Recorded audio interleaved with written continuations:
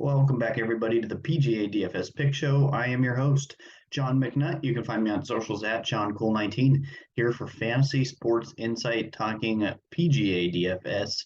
This week is the John Deere Classic. Probably not everybody's favorite event. A lot of holiday festivities. I don't think a lot of people are paying attention, and the contest size are smaller on DraftKings this week. Nonetheless, I am excited to jump in. I kind of like these events where we're looking at kind of see your third tier guys, fourth tier guys as the majority of a player pool. I really do think there's an edge in these events. So let's go ahead and jump in here. The course TPC Deere Run, PGA Tour has played here for a long time. 7,300 yard par 71 with all bent grass greens. Kind of the focus this week. This is a birdie fest. You absolutely have to make a ton of birdies. Probably something like 22 or so under par will be the winner this week. The cut maybe 2 under, 3 under, somewhere in that range. Just kind of weather depending. There is no other defense for this course here. It is not long. It is not super difficult. Not a lot of trouble to get into. So a lot of golfers are going to be well under par. If you don't shoot more than maybe 15 under, probably won't finish in the top 25 in this event. Kind of the focus there, birdie or better percentage. I'm also looking at opportunities gained, golfers who are giving themselves a good opportunity at birdie on the regular approach. Obviously, then very, very important for driving. Not very important to be very long this week. The long drivers aren't getting a big edge, maybe a minor advantage for them. Really, I'm going to hone more in on drive accuracy and good drives gained. So even if you miss the fairway by a little bit, but you can get onto the green, give yourself a green and regulation chance at birdie, that is just as good. So those are kind of the stats I'm looking at there. There are only 3 par 5s this week. You can count that in your modeling a bit less than usual. There are a ton of short par 4s. And as far as scoring goes, again, this is going to be very easy. So most of my model is built around easy scoring courses. So par 4 scoring on easy, birdie or better on easy courses, things of that nature. I'm not looking too much around the greens. If you are trying to get up and down for par, you are way behind on this course, but certainly including bent grass putting high in my model and really just recent putting. Who's got a hot putter lately? Who's got hot irons lately? Those are golfers I'm trying to get into my player pool as much as I can. That is probably going to do it for this for stats this week. Starting with my favorite plays, I mentioned him as a value play last week. He made it into the playoff, did not beat Ricky Fowler, but that is Adam Hadwin. Obviously, last week made a ton of birdies at the Rocket Mortgage Classic. I think he can do the same this week. This is another birdie fest. But Adam Hadwin, much higher in the pricing this week at 9,800. He's 25 to 1 outright to win. He did finish, like I said, runner T2 last week to Ricky Fowler. He's made 5 out of his last 6 cuts, and he has played this event 3 times, made the cut twice.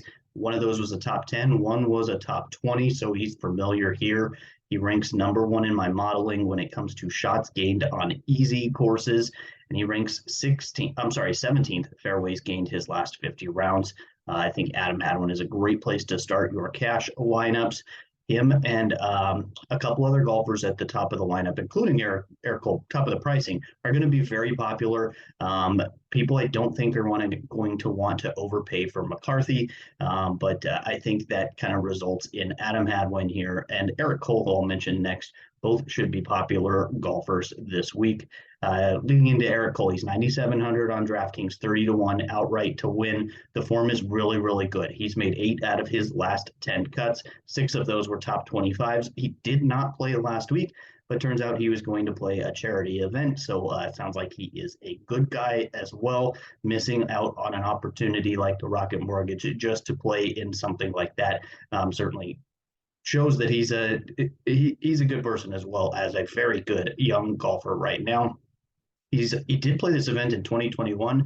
He was still on the Korn Ferry Tour back then. He did miss the cut, not too concerned there. He has gained strokes on approach in 8 of his last 9 events, and he ranks 8th on putting for bent grass greens in my modeling. A lot to like here for Eric Cole. Again, though, he will be a popular option. If you wanted to jam both of these guys in a cash lineup, I absolutely see as that a viable way to start your lineup. Let's look at some value guys to get you kind of to fill out your roster here, starting with Carson Young.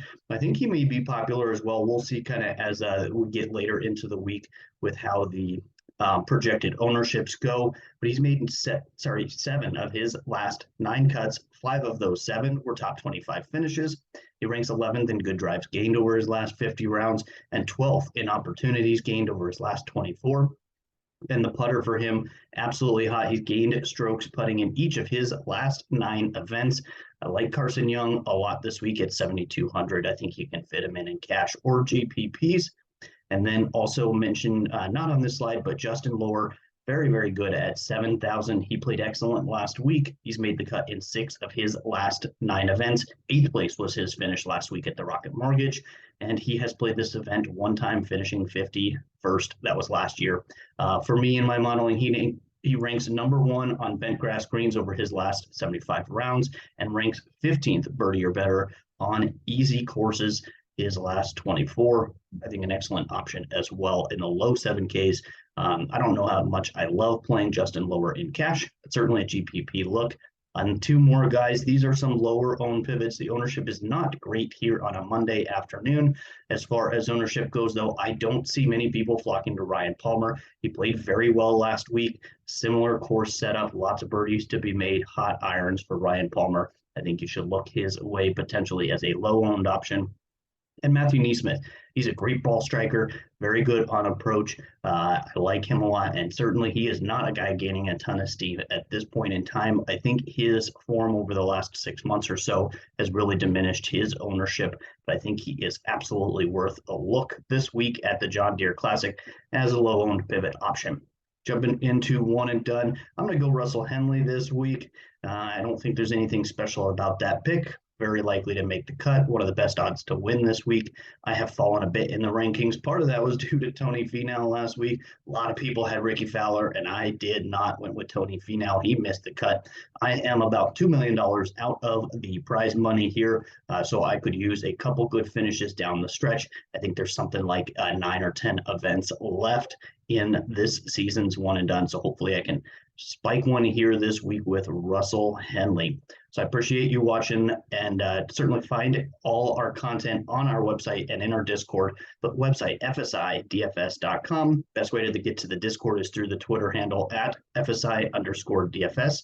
In the Discord on Wednesday, I will post ownership projections as well as weather updates and core plays for cash lineups and GPP. Also toss in some tiers on there as well.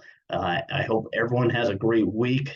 Happy 4th of July, and good luck on DFS this week.